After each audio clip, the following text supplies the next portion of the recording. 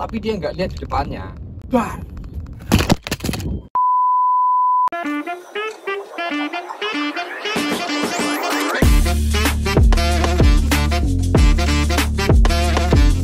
Oke, jadi teman-teman mau cerita sedikit ya. Beberapa hari yang lalu saya baru aja ketabrak becak. Oke, gimana ceritanya coba? Becak nabrak. Biasanya kan becak yang ketabrak. Kali ini enggak, kita yang ketabrak sama becak. Jadi waktu di Jalan Jenderal Sudirman, kalau teman-teman dari Purwokerto pasti tahu lah, pertigaan di depan Museum BRI. Nah, itu posisinya itu kan rame ya, karena lintasan lampu lalu lintas kan pasti ya rame ngantri gitu kan. Nah, saat itu saya tuh mau jalan ke kiri, karena kiri jalan terus, jadi kita jalan pelan. Di seberang jalan, sisi selatan, di ruko yang sebelahnya Kodim, itu ada becak nyebrang. Biasanya sepanjang saya bawa kendaraan, itu kalau orang nyebrang itu kan lihat depannya juga kan, gak cuma lihat sisi lawan arah gitu. Dia jalan pelan gitu kan, kalau depannya kosong dia maju pelan gitu. Nah, saat itu posisi saya sudah di depan becak, terus becaknya itu kan masih jalan. Nah, pemikiran positif saya itu bapak becaknya itu mau nunggu saya sampai selesai lewat gitu loh. Tapi ternyata enggak, saya masih jalan pelan maju sambil geser kiri. Becaknya tetap maju, dia cuma lihat posisi sebelah, artinya dia cuma melihat sisi barat gitu, ada mobil apa enggak, atau mungkin ada motor yang lewat apa enggak, tapi dia enggak lihat di depannya. Posisi fender atas ban dan juga sedikit di bawah pintu belakang, pintu penumpang sebelah kanan itu kena, agak dalam sampai besinya kelihatan. Orang-orang yang sebelah kiri saya langsung berhenti, pinggirin mobil gitu kan, kita cek dulu takut bapaknya kenapa-napa, karena biasanya kendaraan lebih besar akan cenderung disalahkan, entah apapun posisinya mesti kayak gitu kan.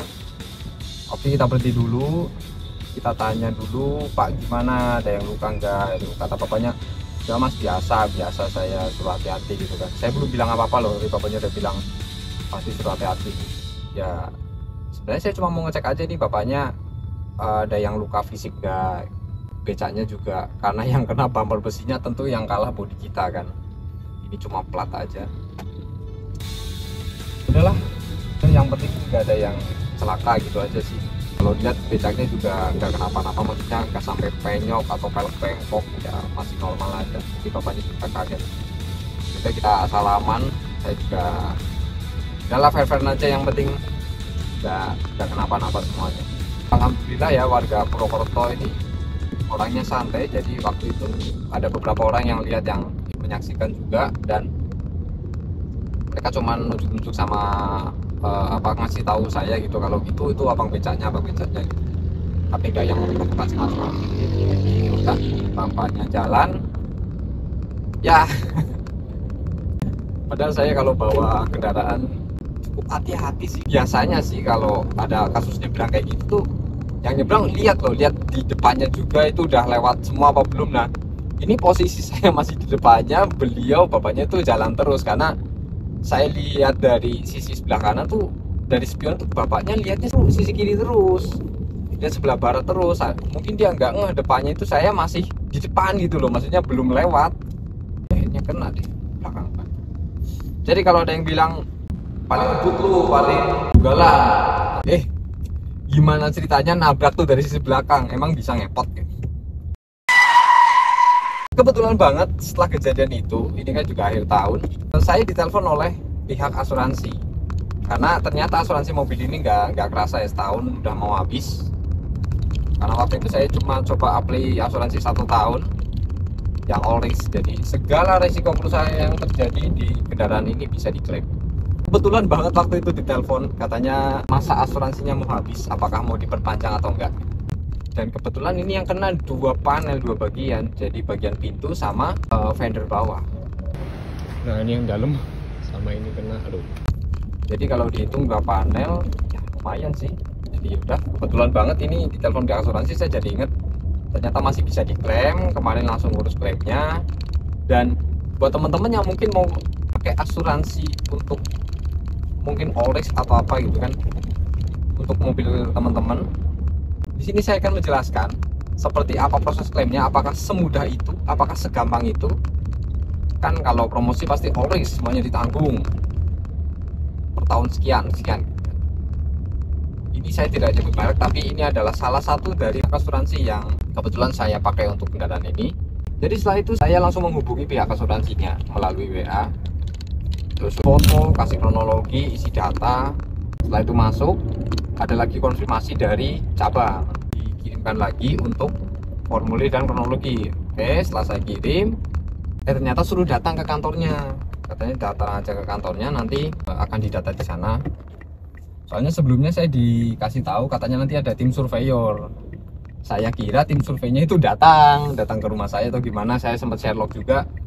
Enggak, ternyata saya yang suruh datang ke kantornya. Oke, nggak apa-apa, mungkin ya memang biar lebih cepat gitu kan. Saya datang ke kantornya, di sana didata SIM, STNK, pastikan nomor kerangka, juga lihat kerusakan secara langsung. Di sana juga di foto-foto kendaraan kita. Dan setelah itu ternyata nggak gratis. Ini kesalahan saya karena tidak membaca ketentuan asuransi secara menyeluruh. Jadi ternyata nggak gratis, Pak. Setiap klaim, apapun bentuk klaimnya, itu ada biaya 300.000. Saya pastikan, Pak, ini apakah klaim hanya untuk kerusakan seperti ini, atau setiap kerusakan apapun itu yang berat, parah, ataupun yang ringan, itu biayanya sama. Ternyata biayanya sama. Apapun kerusakan yang terjadi, apapun klaimnya, selama masa garansi itu dikenakan biaya 300.000. Saya pikir daripada saya berdiri ini sendiri dan biayanya bisa jadi lebih besar dari itu, ya udahlah, nggak apa-apa, langsung kita pakai asuransi aja. Dan lagian juga sayang kan, udah bayar setahun nggak kepakai, bukan berarti kita bayar harus dipakai, enggak, tapi karena kejadian aja. Kalau enggak ya nggak usah lah, kita punya asuransi, kita ngarep nggak usah kepakai gitu kan. Itu cuma buat jaga-jaga, kayak biar urusannya gampang aja, tapi kan kita nggak ngarep untuk dipakai. Kita akan ke bengkel yang ditunjuk. Nanti seperti apa prosesnya di sana, apakah cepat, gampang, atau ada biaya lagi. Oke teman-teman, bantu subscribe and comment ya. Komentar teman-teman yang mengalami kejadian serupa, apakah lebih memilih pakai asuransi atau mungkin standby atau jaga-jaga dengan biaya sendiri ketika antisipasi untuk nanti terjadi sesuatu pada mobil teman-teman. A few moments later. Nah, ini yang dalam. Berarti yang ini depan kiri itu kan dipoles, Mas. Ya. Informasinya ya. Oke. Nanti saya bantu poles. Terus ini dipoles apa hilangin, Mas? Nah, itu nanti saya coba dulu. Oke. Tapi kalau nggak hilang, nanti saya konfirmasi jenengan. Oh, itu. Kalau ini juga hilang loh, ini poles. Ini sih masuk SPK sih, Mas. Masuk ya?